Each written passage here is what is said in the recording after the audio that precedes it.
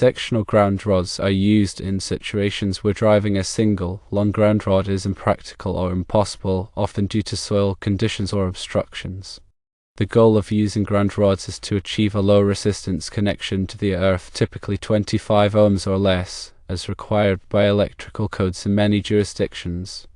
This low resistance is crucial for providing a safe path for fault current to return to the source, allowing overcurrent protection devices like circuit breakers or fuses to operate and clear the fault. When using sectional ground rods, achieving the required resistance can be challenging, primarily due to the connections between the sections. These connections can introduce additional resistance and create gaps between the rod and the surrounding soil. The conductive clay slurry, typically made with sodium bentonite, is used to address these issues. Sodium bentonite is a type of clay that expands significantly when mixed with water, creating a gel-like substance. This slurry is poured into the hole as the ground rod is driven, filling the gaps and voids left by the rod and its couplings. The slurry improves the contact between the ground rod and the soil, reducing resistance and enhancing the effectiveness of the grounding system. The process of making and applying the slurry involves several steps. Firstly, obtaining the sodium bentonite. It's not typically available at standard electrical supply houses. Instead, it can be found at agricultural supply stores, well drilling supply companies, or online retailers specializing in geological or environmental products. When purchasing, ensure it is pure sodium bentonite, as some products may contain additives that could affect its conductivity or environmental compatibility. Secondly, mixing the slurry. The mixing ratio is typically around 5 to 10 pounds of sodium bentonite per gallon of water, but it's essential to follow the manufacturer's recommendations, as the exact ratio may vary depending on the specific product. The water should be clean and free of contaminants. Use a large container or tub for mixing, and gradually add the sodium bentonite to the water while stirring continuously. A paddle mixer or a drill with a mixing attachment can be helpful for larger quantities. The mixture will initially be lumpy, but it will gradually become smoother as the clay hydrates. Allow the mixture to sit for several hours, or preferably overnight, to ensure complete hydration. The slurry should have a thick, gel-like consistency. If it's too thick, add more water. If it's too thin, add more sodium bentonite. Thirdly, applying the slurry. As the sectional ground rod is driven into the earth, pour the slurry into the hole around the rod. Ensure that the slurry fills the gaps created by the couplings and any other voids. Continue adding the slurry as the rod is driven deeper. If the soil is particularly dry or sandy, it may be helpful to pre-soak the area around the ground rod with water before driving the rod and applying the slurry. This will help the soil retain moisture and improve the conductivity of the slurry. Fourthly, testing the ground resistance. After the ground rod has been fully driven and the slurry has had time to settle, it's essential to test the ground resistance to ensure that it meets the required specifications. This can be done using a ground resistance tester, which typically employs a 3-point fall of potential method.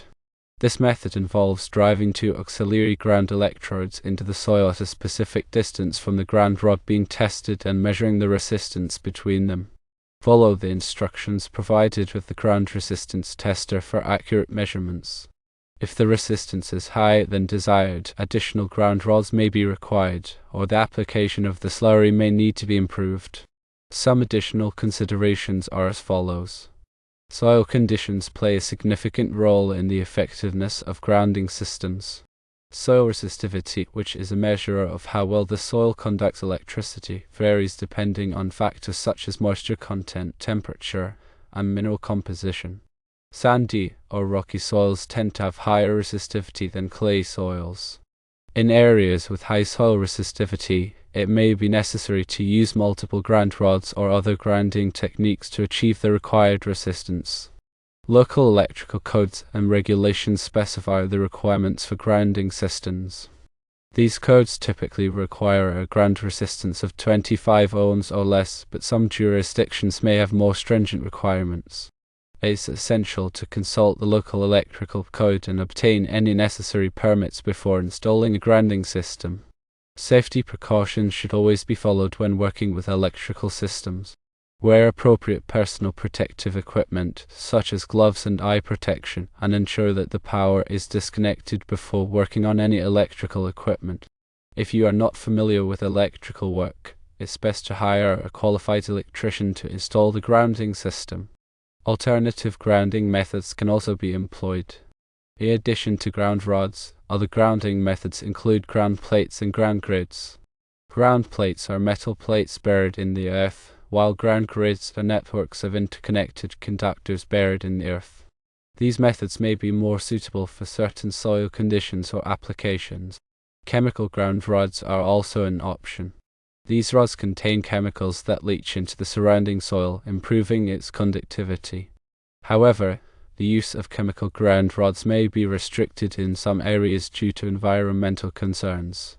The depth and spacing of ground rods can also affect the effectiveness of the grounding system. Generally, longer ground rods provide low resistance. The spacing between multiple ground rods should be at least equal to the length of the rods to avoid overlapping spheres of influence. Regular inspection and maintenance of the grounding system are essential to ensure its continued effectiveness. Ground rods and connections should be inspected periodically for corrosion or damage. Ground resistance should also be tested periodically to verify that it remains within acceptable limits. If any problems are found, they should be corrected promptly. The use of exothermic welding for making connections between ground rods and conductors can provide a more reliable and corrosion-resistant connection than mechanical connectors. Exothermic welding involves using a chemical reaction to create a molten metal joint that fuses the conductors together. This method is commonly used in grounding systems for critical applications, such as telecommunications facilities and power plants. When using sectional ground rods, it's essential to ensure that the couplings are properly tightened to provide a good electrical connection. Loose couplings can increase resistance and reduce the effectiveness of the grounding system. The use of a torque wrench can help ensure that the couplings are tightened to the correct specification. In some cases, it may be necessary to use a ground rod driver to install ground rods, especially in hard or rocky soils. Ground rod drivers are tools that use impact force to drive the ground rod into the earth. These tools can be powered by electricity, compressed air, or manual force. The choice of ground rod driver will depend on the size and type of ground rod being used, as well as the soil conditions. The National Electrical Code, or NEC, provides detailed requirements for grounding and bonding electrical systems. Article 250 of the NEC covers grounding and bonding, and it includes specific requirements for ground electrodes, grounding conductors, and bonding jumpers. It's essential to be familiar with the requirements of the NEC when designing and installing a grounding system. Some additional tips when dealing with grounding systems include consulting with experienced electricians or engineers, especially if you encounter challenging soil conditions or have specific grounding requirements. They can provide valuable guidance and help you design a grounding system that meets your needs. Maintaining detailed records of the grounding system, including the location of ground rods, the results of ground resistance tests, and any maintenance performed. These records can be helpful for future troubleshooting or modifications to the electrical system. Understanding the principles of grounding and bonding, as this knowledge will help you to make informed decisions about the design, installation, and maintenance of grounding systems. Grounding and bonding are essential for electrical safety, and a properly installed grounding system can help to protect people and equipment from electrical hazards. Different types of grounding electrodes exist, and the choice of grounding electrode will depend on the specific application and soil conditions. Common types of grounding electrodes include ground rods, ground plates, and concrete encased electrodes. Concrete encased electrodes, also known as UFA grounds, are made by encasing a bare copper conductor in concrete. These electrodes can provide very low resistance to ground, especially in dry or rocky soils. The size of the grounding conductor is determined by the size of the service entrance conductors. The NEC provides tables that specify the minimum size of the grounding conductor based on the size of the service entrance conductors. It is important to use the correct size grounding conductor to ensure that the grounding system can safely carry fault current. Bonding is the process of connecting all metal parts of an electrical system together to create a low impedance path for fault current. Bonding is essential for preventing voltage differences between metal parts, which can create a shock hazard. Bonding jumpers are used to connect metal parts together, such as metal conduits, metal enclosures, and metal water pipes. Surge protection devices, or SPDs, are used to protect electrical equipment from voltage surges caused by lightning or other transient events. SPD should be installed at the service entrance and at downstream locations to provide comprehensive surge protection. The effectiveness of a grounding system can be affected by corrosion. Corrosion can increase the resistance of ground rods and connections, reducing the effectiveness of the grounding system. To prevent corrosion, it's important to use corrosion-resistant materials and to protect ground rods and connections from exposure to moisture and chemicals. The use of stainless steel ground rods and connectors can provide excellent corrosion resistance. The location of ground rods should be carefully considered to avoid interference with underground utilities such as water pipes, gas lines, and communication cables.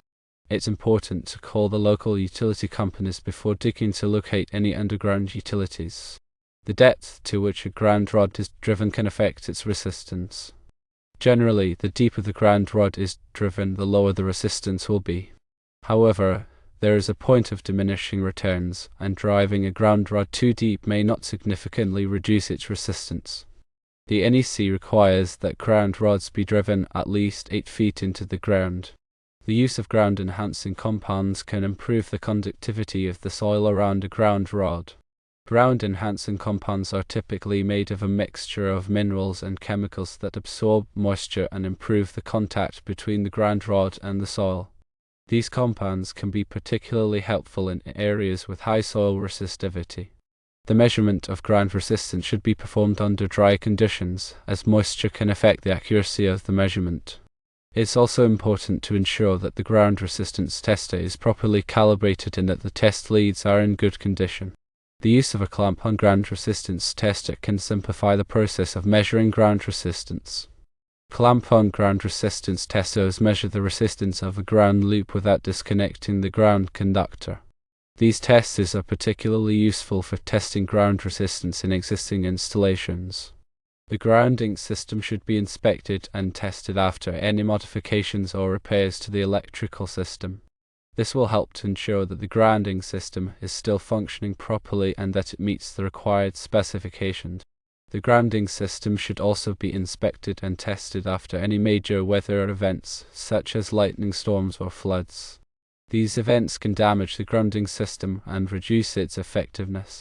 The use of a grounding electrode conductor, or GEC, is required to connect the grounding electrode to the electrical system. The GC is typically made of copper or aluminum, and it must be sized according to the NEC. The GC should be installed in a straight line and should be protected from physical damage. The use of a supplemental grounding electrode is often required when the resistance of the primary grounding electrode is greater than 25 ohms. A supplemental grounding electrode is typically a second ground rod or ground plate that is connected to the primary grounding electrode. The distance between the primary and supplemental grounding electrodes should be at least 6 feet. The use of a lightning protection system can provide additional protection against lightning strikes. Lightning protection systems typically include air terminals, down conductors, and a grounding system. The grounding system for a lightning protection system should be separate from the grounding system for the electrical system. The installation of a grounding system should be performed by a qualified electrician. A qualified electrician has the knowledge and experience to properly design and install a grounding system that meets the requirements of the NEC and local codes. The grounding system is an essential part of an electrical system, and it should be treated with respect. A properly installed and maintained grounding system can help to protect people and equipment from electrical hazards. Therefore, the sodium bentonite mixture plays a significant role in electrical safety.